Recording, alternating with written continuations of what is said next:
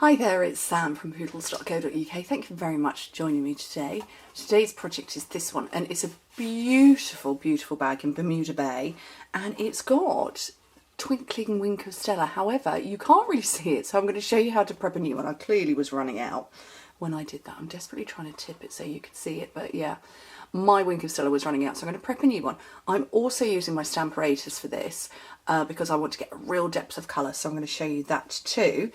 But quickly, to make the bag, you need a piece of cardstock that is 10.5 by 8 inches or 20.5 by 27 centimetres. And I'm going to work in metric today because I don't work in metric very often on camera. So I am going to use my stamping trimmer. All of the details for both sets of measurements are on my blog. Click open the description bar and you will go straight there.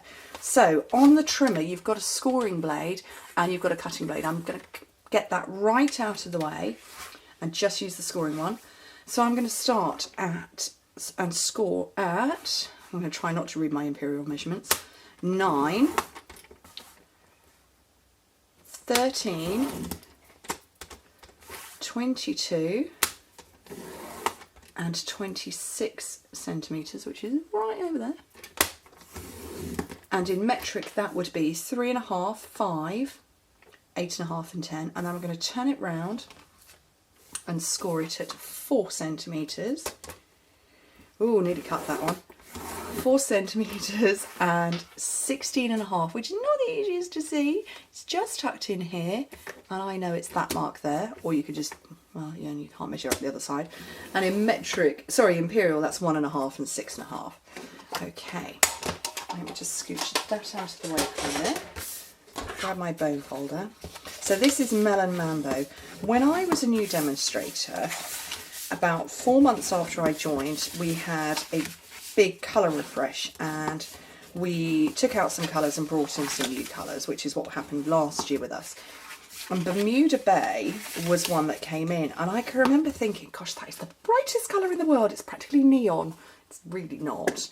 And thinking Melon Mambo, because I'd kind of worked really only in muted colours before then. And I can remember thinking they were so bright, but they actually work really well together. So I'm doing the same. Okay, so the top and bottom are exactly the same. There's no difference in the measurements. So I'm going to take the bottom, I'm going to trim that part away and then cut straight up these lines here and here. And on the top, when I turn it round, we're only going to keep these long rectangular panels, so you get rid of the squares and that bit there. So,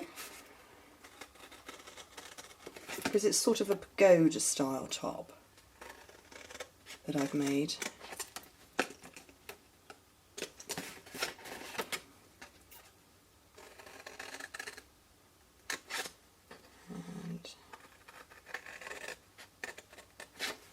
And trim that one away as well.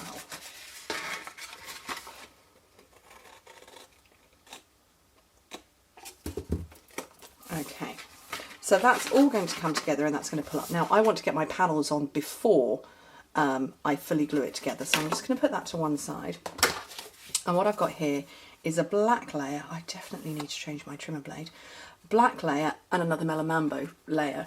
This one 12 by 8.5 centimetres, this one 11.5 by 8 centimetres. So in imperial 4 7/8 by 3 3/8, 4.5 by 3 1/4. And it's this one I'm going to stamp on, and I'm going to use my Stamparatus and collect my magnets on here because I want to stamp the black a couple of times with my All That You Are stamp set. So this is set up, we've got, I kind of don't want to go into too much detail because it's not really a Stamparatus project, but we've got 2 hinged plates that you can turn around, so actually you have 4 plates. You can't store them like that because it sticks up, so you store 1 and then 2. You also have, and there's grids on here, I'm not sure how well you're seeing that, there we go, there is a grid on here. You have a grid at the bottom, you have a spongy mat. That's your instructions. There's also grid paper, but that's stuck under something else that fits in here perfectly.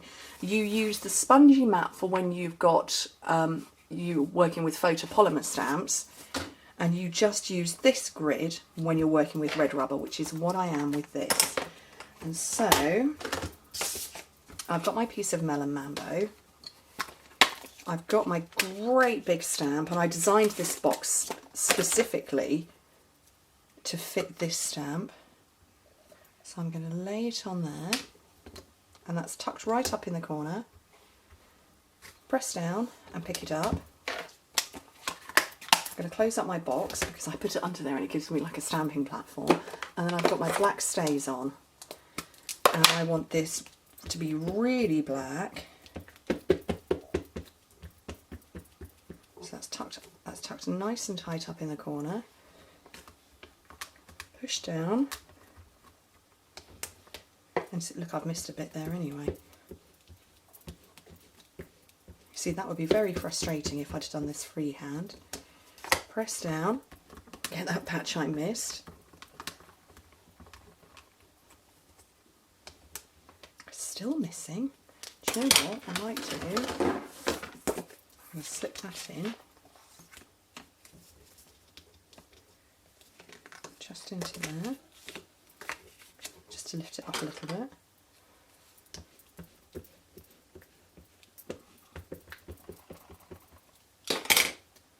And come in again.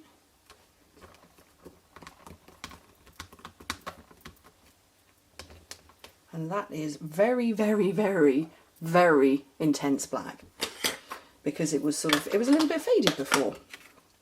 And then to clean this up, I actually tend to peel it off. And then I've got my stamping scrub over here.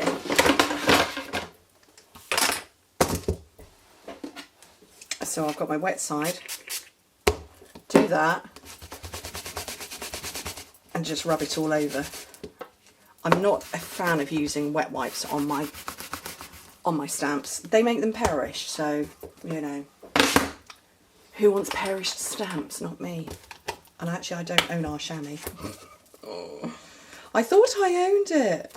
I'm convinced I've tidied it away somewhere. Okay, so, and the other thing I wanted to show you was prepping a Wink of Stella. Now, I absolutely love these. I go through them so quickly. If you haven't got one, please get one. They are just brilliant. And so what you need to do to start it off, you need to open it, get rid of that blue ring, and what will happen is there's a sort of little spiky bit in there. I don't know if you can see it there. That's going to poke through there and make it all start moving. Okay, that's good. And I need a scrap of paper. And you know what? I'll use the back of my notes. And you squeeze. It says push on one side, and you just squeeze. And I'm not squeezing and holding. I'm squeezing and a bit like an old a fountain pen. And I can slowly see it beginning to track down. You can see it there bubbling. There we go, and it's blobbed out the side. And what I find is the blobs that's come out, it actually helps all of the Wink of Stella to start moving and flowing well. And that has got it started. Where's some light? It's so shiny you can't see it. But that has got my Wink of Stella moving.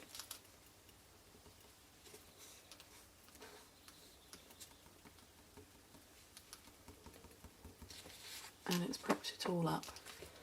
So now I should be able to use it and it not flood. So I'm just going to go over the pink parts of the flower. I'm going to do my best to avoid the black. Maybe I ought to put some autofocus. I'm going to try and avoid the black because it's just the pink bits I want glittery.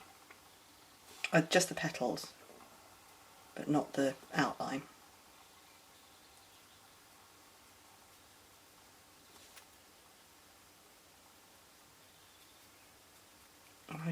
A Wink of Stella, I don't know how many years ago it was brought in, 2 or 3 years ago.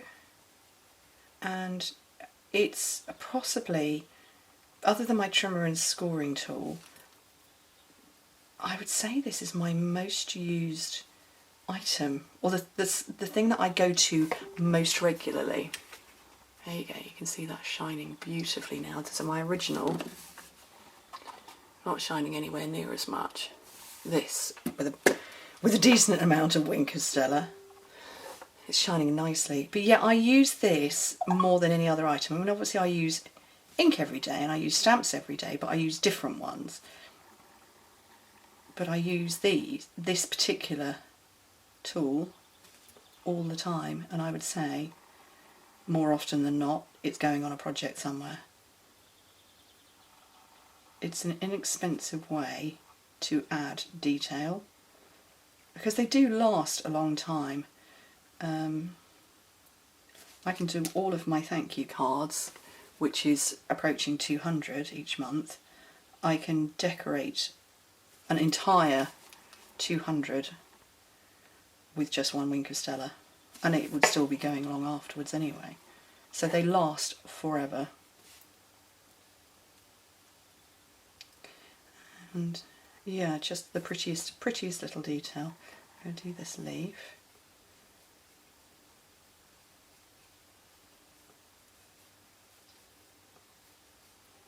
So this project is simply cardstock, ink, a stamp, and beautifully glittered.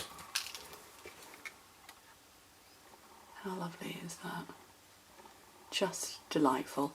But then I'm totally biased because I made it. But I think it's just charming. I think Wink of Stella really, it helps lift a project. So, okay, now I'm going to get this on with Tombow because it's quite a fine edge round.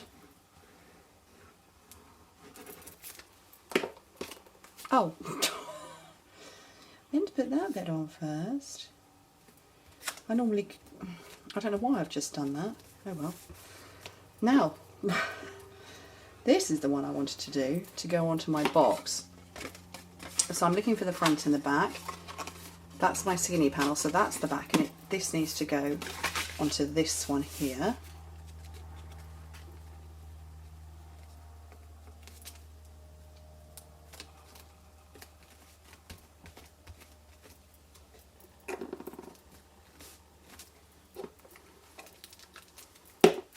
And I'm looking for my tear and tape. This one will do. You roll. So run that along that side.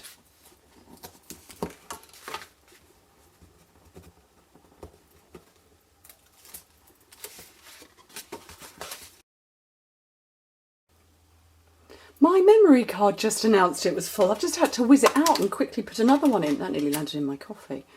It's never happened before. Don't know what's going on. Right, so I sealed up the side. So I'm going to fold in 2 sides and the back.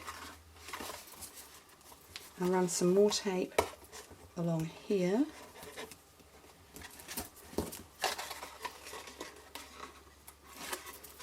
And close it up there. And then at the front, I'm going to pinch it together. And I'm going to grab a hole punch and punch a hole straight through the middle. Doing it the weirdest angle. Punch a hole straight through both layers, and then I have got the beautiful striped metallic ribbon. So this is from the Garage, the Geared Up Garage suite, or is it called the Classic Garage suite? Classic Garage. So I'm going to fold from front to back with one end, trim off at an angle. I'm going to go over from the back and in through here.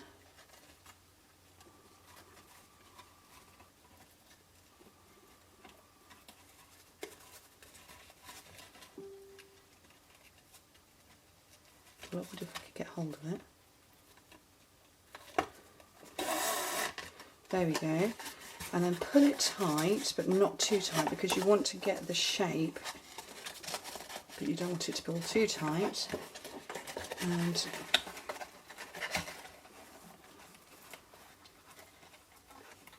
tie a bow.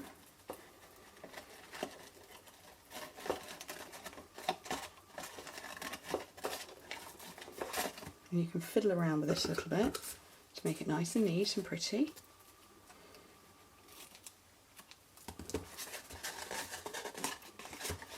Oh, I pulled it too tight because I made that come down. I'll have to fiddle about with that afterwards. But when you fiddle about with it, it sits neatly like that. I've turned the bow completely round. Oh, it's not good, is it? I'm dangerous with ribbon, aren't I? You can fiddle around with it for half an hour, but there's my beautiful glittery box. You can see that one's got much more detail than this one. I promise you it has got glitter on it. You just couldn't see it. Anyway, thank you ever so much for joining me. Hope to speak to you very soon. Bye.